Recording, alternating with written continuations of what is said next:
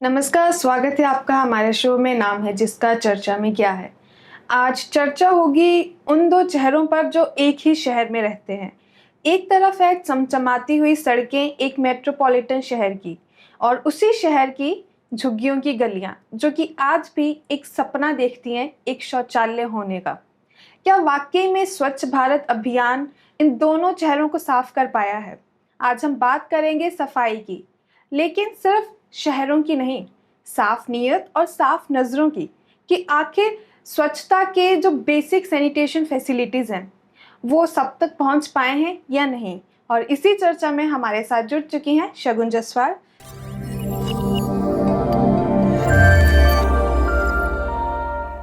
शगुन, आपका बहुत बहुत स्वागत है। थैंक यू सो मच सिमरन। शगुन, जब हम बात करते हैं सफाई की या स्वच्छता की, या जब भी हम कभी स्वच्छ भारत अभियान के बारे में सोचते हैं, सुनते हैं, तो हमारे दिमाग में जो पहला थॉट आता है वो यही आता है कि साफ सुथरा शहर, साफ सुथरा गलियां, जहाँ पर कहीं भी कोई भी कचरा ना हमें देखने को मिले। लेकिन उसी और हम बात करते हैं झुग्गियों की, स्लम एरियाज की, जो कि इंडिया में अगर देखा जाए अर्बन सिटीज जो हैं आए दिन बढ़ते जा रहे हैं, लेकिन वहाँ पर हमें ये स्वच्छता देखने को नहीं मिलती। तो क्या ये जो स्वच्छ भारत अभियान था, ये सिर्फ बड़ी बड़ी जो सिटीज़ हैं या बड़े बड़े जो शहर हैं, मॉल्स हैं, उन तक ही सीमित रह गए, या फिर वाकई में हमारे ये जो स्लम एरियाज हैं इन तक भी पहुंचा है? जब मैं पहली बार ये वर्ड सुनती हूँ कि स्वच्छ भारत अभियान, तो मेरे दिमाग में सिर्फ एक चेहरा होता है। वो होता है जहाँ पे स्वच्छ भारत के पोस्टर्स बने हैं और उस पर गुटखा पान थूका हुआ है। मेरे दिमाग में सिर्फ वही रहता है कि गवर्नमेंट ने अपने काम कर दिए। उन्होंने अवेयरनेस फैलाने के लिए पोस्टर्स बना दिए, काम भी कर दिए। उन्होंने वॉशरूम्स बना लिए, सड़कें बना ली, साफ़ सुथरा एक जगह को कर दिया, पर उसके बाद उसकी मेंटेनेंस कौन करेगा? अब बात की जा रही है कि 2014 में जब स्वच्छ भारत मिशन आया हुआ था, तो उसी टाइम जल जीवन है ये सब स्कीम्स भी चल रही थी, गवर्नमेंट स्कीम्स चल रही थी। तो स्वच्छ भारत का मतलब कि पूरा भारत। तो इसमें ये डिफरेंशिएशन क्यों किया गया कि जो, अगर मैं एक एग्जांपल लूँ, मुंबई का आपने धारावाहिक का नाम सुना होगा। वो एक ऐसा स्लम एरिया है सिमरन, जहाँ पे जो लोग हैं वो कूड़े के ढेर के ऊपर उनके घर बने हुए हैं। आप इमेजिन भी नहीं कर सकते कि वो लोग वहाँ पे कैसे रहते हैं। जब उनका घर के मतलब कई जगहों पे तो दरवाजे हैं ही नहीं। अगर दरवाज़ा खोलोगे तो आपको सड़क नहीं मिलेगी, आपको कचड़ा और पूरा गटर का पानी और ये सब चीज़ें मिलेंगी। और वहाँ पे इतनी कंजेस्टेड, मैं कह सकती हूँ, गलियाँ हैं ना, मतलब वहाँ पे एक आदमी एट अ टाइम चल सकता है। और वो भी अगर अपनी पूरी दोनों बाजू खोल के अगर हम नापें तो उतना डिस्टेंस भी नहीं होता है, सिर्फ इतना डिस्टेंस रहेगा। उसमें भी हम चल नहीं सकते उन जगहों पर। और अगर हम उसके डेटा की बात करें तो ये एक डेटा आया था जिसमें वहाँ पे जो टॉयलेट्स की संख्या थी वो हर 1500 लोगों के लिए सिर्फ एक टॉयलेट। हर 1500 लोगों के लिए सिर्फ एक एक टॉयलेट टॉयलेट। पूरे और उस एरिया में? पूरे एरिया में अगर जहाँ पे 1500 लोग हैं वहाँ पे सिर्फ एक टॉयलेट होता था, और वहाँ पे उस टॉयलेट को लोग यूज़ करते हैं और उसके लिए उन्हें पे भी करना पड़ता है उस एक टॉयलेट को यूज करने के एग्जैक्टली। लिए? वहाँ पे कोई प्राइवेट वॉशरूम्स नहीं है उनके पास। और वहाँ पे एक बच्चे का इंटरव्यू लिया गया था। वहाँ पे उस बच्चे से पूछा गया, काफ़ी पढ़ा लिखा बच्चा था वो, तो उससे पूछा गया था कि जब आप सक्सेसफुल बन जाओगे, बड़े आदमी बन जाओगे, एक अच्छे इंसान बन जाओगे, तो सबसे पहले आप क्या करोगे? तो उसने कहा, मैं अपने घर में शौचालय बनाऊंगा, अपना एक प्राइवेट शौचालय। अब जहाँ पे हमें हज़ारों की संख्या में लाइन लगकर हमें वॉशरूम जाना पड़ता है और कई बार तो अपने घरों से भी पानी लेके जाना पड़ता है सिमरन, उन जगहों पर हर सिर्फ दिन में सिर्फ 3 घंटे पानी आता है। वो पानी उन्हें पीने के लिए भी यूटिलाइज करना पड़ता है। वही वही पानी वो नहाने के लिए यूज़ करेंगे, वही पानी वो बर्तन धोने के लिए करेंगे। और वहाँ पे पानी के प्रबंध जो है वो बिल्कुल भी नहीं है। वहाँ पे कई बार जो लोग होते हैं, मतलब उनकी जो दिनचर्या रहती है ना, वो कई बार पानी पानी के बिना भी चलते हैं। और वो वहाँ पे के लोगों का जो कहना है वो ये है कि कई बार तो पानी आता भी नहीं है। वॉशरूम्स में आप सोचिए, कोई वॉशरूम है, वॉशरूम में पानी ना हो ऐसा हो सकता है, बट वहाँ पे वो चीज़ पॉसिबल है। वहाँ पे कई बार लोगों को घर से पानी लेके जाना पड़ता है। मतलब इतनी बुरी हालत है वहाँ पे लोगों की। और वहाँ पे आए दिन लोग डेंगू, मलेरिया और टॉक्सिकेटेड पानी पीने से या जहरीले चीज़ें या गैसेस वगैरह, जो भी वो कचरा है, अब उसमें बहुत सारी चीज़ें होंगी तो वो गैसेस रिलीज करेगा, तो आए दिन लोगों की वहाँ पे डेथ्स होती रहती हैं। और वहाँ पे इवन कोई बंदा मैयत भी नहीं निकाल सकता उन संकरी गलियों से। कई बार इंसान को ऐसे पकड़ के या दो इंसान ऐसे पकड़ के वैसे भी लेके जाना पड़ता है वहाँ पे। आपने जैसे अभी बात करी कि आने जाने की जगह बहुत कम है, जी। पानी के एक प्रॉपर वहाँ और पे कई प्रबंध नहीं जगहें तो है। सिमरन ऐसी हैं जहाँ पे लाइट भी नहीं है, दिन के 3-4 बज रहे होंगे या 2 बज रहे होंगे, 1 बज रहे होंगे, बट वहाँ पे उन गलियों में सन्नाटा और बिल्कुल अंधेरा है। वही ना कि हम लोग बात करते हैं कि हम अपनी सिटीज को एक स्मार्ट सिटी में बदल रहे हम हैं। सिर्फ हाइजीन की बात ही क्यों करें, लाइट की, इलेक्ट्रिसिटी की बेसिक नीड्स जो उन लोगों की है उसके लिए वो क्या करेंगे। वहीं उन स्लम एरियाज के साइड में इतने बड़े बड़े बिल्डिंग्स बनी हुई हैं, इतने बड़े बड़े बिजनेसमैन्स बने हुए हैं, बट वहाँ के जो गवर्नमेंट है या लोग हैं वो सिर्फ उन आलीशान बिल्डिंग्स को देखते हैं, बट उन स्लम्स को कोई नहीं देखता। वही। और अगर हम सैनिटेशन की बात करें, अब सिमरन, अब हमारे घर हैं, हम डेफिनेटली हम गवर्नमेंट का थैंक करते हैं इसमें कि हमारे घरों में हर टाइम पानी आता है, हमें पानी की कोई दिक्कत नहीं होती, हमारे घरों में शौचालय बनाए गए हैं। गवर्नमेंट की भी स्कीम्स जब ये आई थी तब पूरे भारत में मिलियंस ऑफ वॉशरूम्स बनाए गए थे। बट सिमरन, अगर आप अभी यहाँ से अगर यहाँ पे नियर बाय एक अगर बस स्टैंड होगा, आप वहाँ पे देखोगे, वहाँ के शौचालय में आप जाके देखिए, वहां पे कोई इंसान के, वहां पे कोई जानवर भी नहीं जा सकता, उसकी कोई सफाई का प्रबंध ही नहीं है। टोटल हैंड वॉश अगर हम बात करें, अब बंदा वॉशरूम गया, वो हाथ वॉश कैसे करेगा, कोई प्रॉपर नहीं है वहाँ पे। साबुन एक सड़ा सा आपको साबुन मिल जाएगा जो पता नहीं लाखों हजारों लोगों ने यूज करा होगा, और दिन में पता नहीं उसे कितने लोग यूज करते होंगे। और उन वॉशरूम्स में जाने की हालत नहीं है। हम पब्लिक जो टॉयलेट्स हैं हम उनको यूज ही नहीं कर सकते, क्योंकि अगर एज अ गर्ल्स हम बात करें तो बहुत सारे इन्फेक्शंस हो सकते हैं उन पब्लिक वॉशरूम्स को यूज करके। बिल्कुल। वहीं अगर हम अच्छी डेवलप्ड कंट्रीज की बात करें, जापान जैसी कंट्रीज की बात करें, आप उनके वॉशरूम्स, उनके पब्लिक वॉशरूम्स देख के हैरान हो जाएंगे। ऐसे किसी के घरों में भी वैसे वॉशरूम्स नहीं होते। हम ये कल्पना नहीं कर रहे हैं या हम ये नहीं कह रहे कि हमें जापान जैसे वॉशरूम्स चाहिए, हमें साफ सुथरे वॉशरूम्स चाहिए। गवर्नमेंट अपना काम वो वॉशरूम्स बना के छोड़ देती है, लेकिन उसके उसकी बाद उसको टेक केयर मेंटेनेंस, कौन करेगा? हाइजीन मेंटेन करना। हाइजीन मेंटेन कौन करेगा? सिर्फ वॉशरूम बनाने तक आपका काम सीमित नहीं है, आगे उसको कैसे प्रॉपर्ली वो वर्क करेगा, किसकी सुपरविजन में वो है, या उसकी प्रॉपर मेंटेनेंस हो रही है नहीं हो रही है, वो गवर्नमेंट का काम है।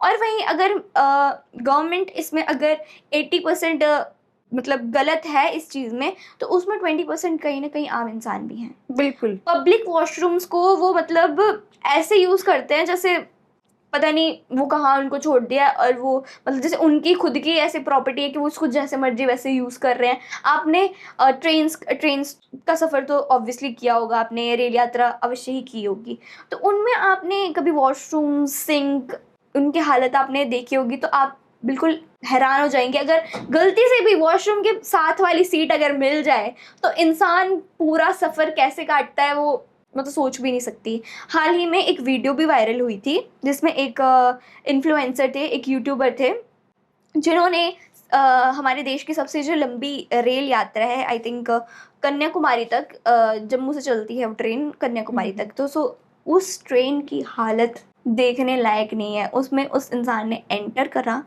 हर तरफ कचरा, गुटखा, ये वो, मतलब उसकी सफाई कौन करेगा? आपने अगर रेल लोगों की सुविधाओं के लिए आए दिन कुछ ना कुछ करते रहते हैं, बट उसकी मेंटेनेंस, बट इसमें हमारे जो मतलब ट्रैवलर्स हैं उनकी भी गलती होती है। बिल्कुल। आप कैसे मर्जी उसे यूज़ कर रहे हैं, आप ये नहीं सोचते कि और भी इंसान है वो उसमें ट्रैवल करेंगे, या मतलब उससे आपको भी कितने सारे हार्म्स हो सकते हैं, कितनी सारी बीमारियां आपको हो सकती हैं, तो उसकी टेक केयर कौन करेगा?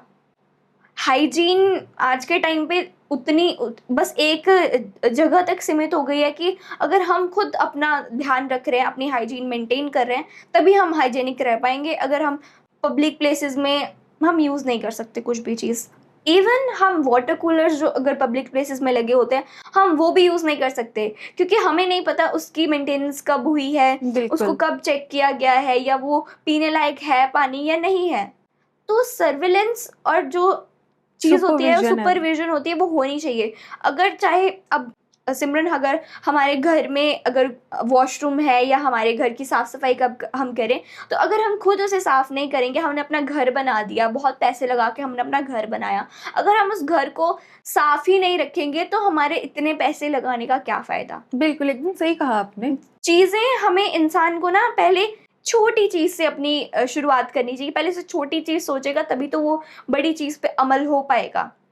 धीरे छोटी-छोटी चीज़ों से अगर हम सोचेंगे तभी बड़ी चीज़ें हो पाएँगी। आपने एकदम सही कहा कि ये सिर्फ गवर्नमेंट की रिस्पॉन्सिबिलिटी नहीं है, ये एक आम इंसान की भी है। आफ्टर ऑल उसे यूज़ तो हमें ही करना है, तो उसको स्वच्छ रखना, साफ-सुथरा रखना, ये हमारी भी ज़िम्मेदारी बनती है। जी।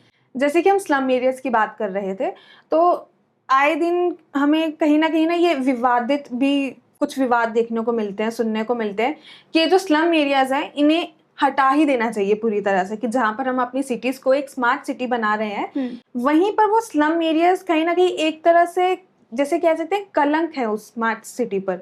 अच्छा चलो ठीक है सिमरन, वो कलंक है, ठीक है।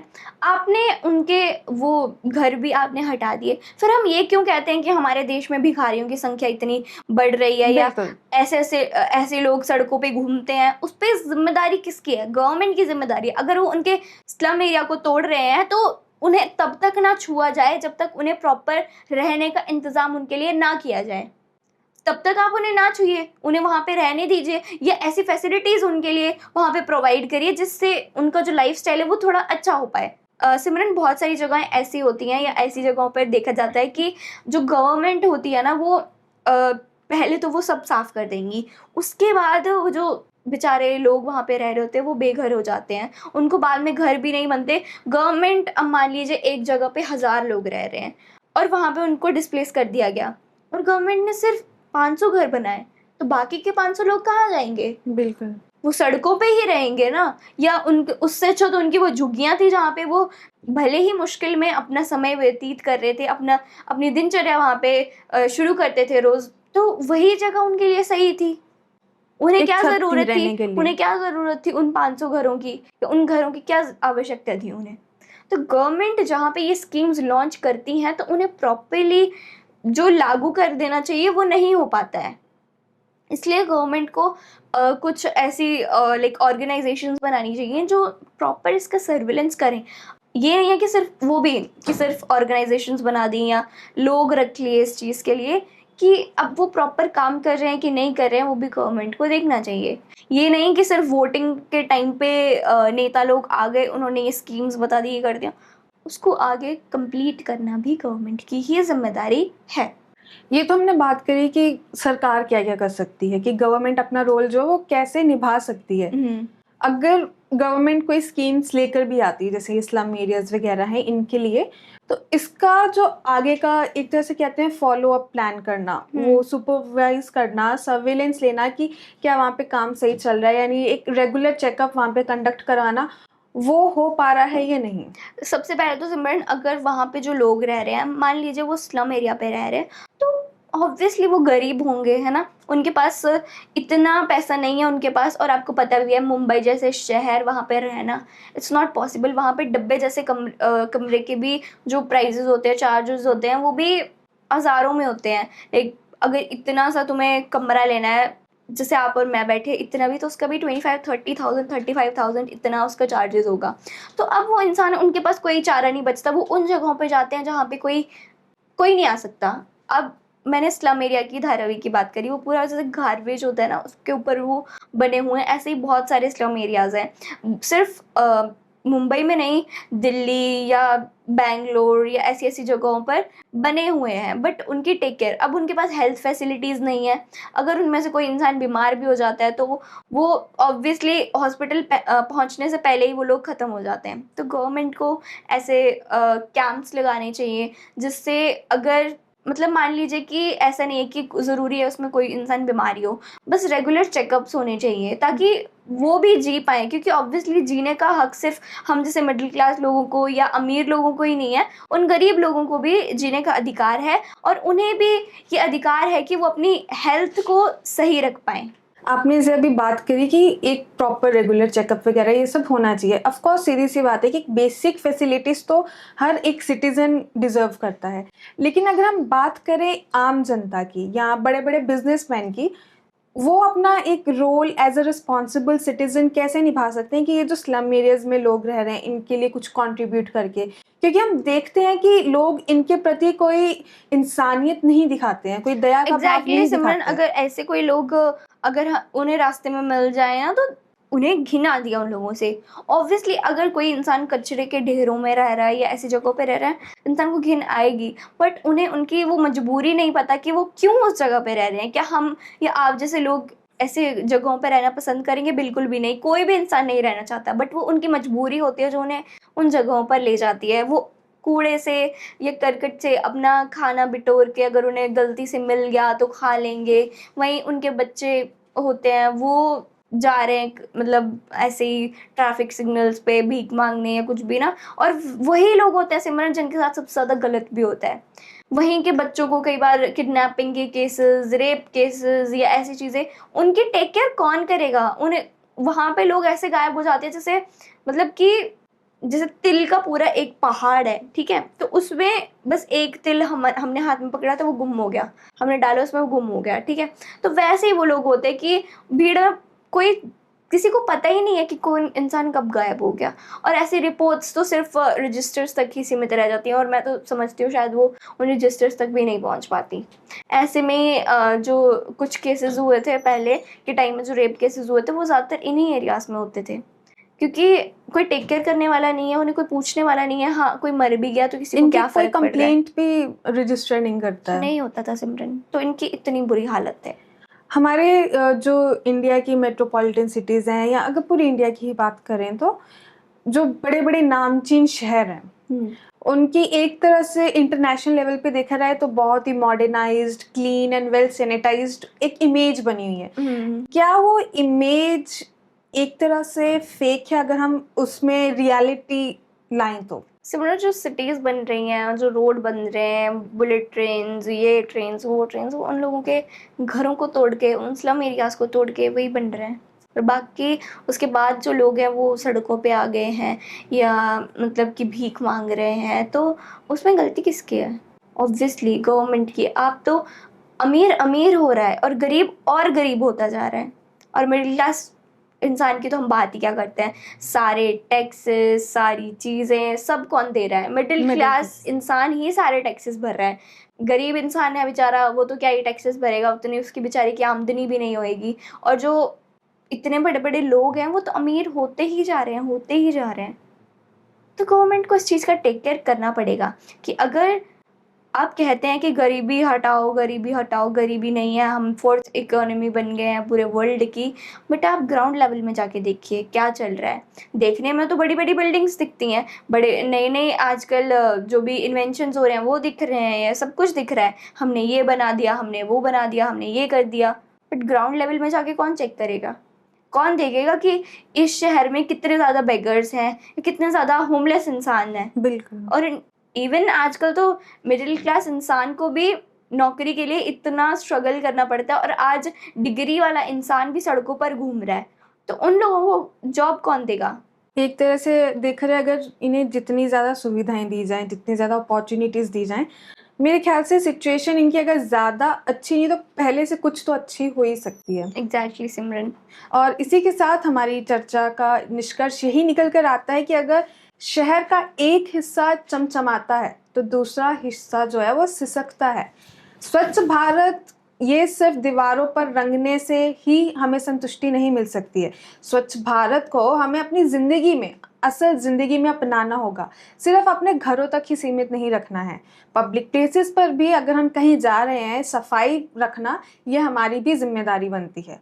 और अगर हम बात करें स्लम एरियाज़ की यानी झुग्गियों की, तो वहाँ पर उन लोगों को बेसिक फैसिलिटीज़ मिलें, उनको भी हर एक तरह की, चाहे वो सफाई से रिलेटेड हो या एक पानी से रिलेटेड फैसिलिटी हो, ये गवर्नमेंट की जिम्मेदारी बनती है कि उन्हें वो प्रोवाइड करवाया जाए।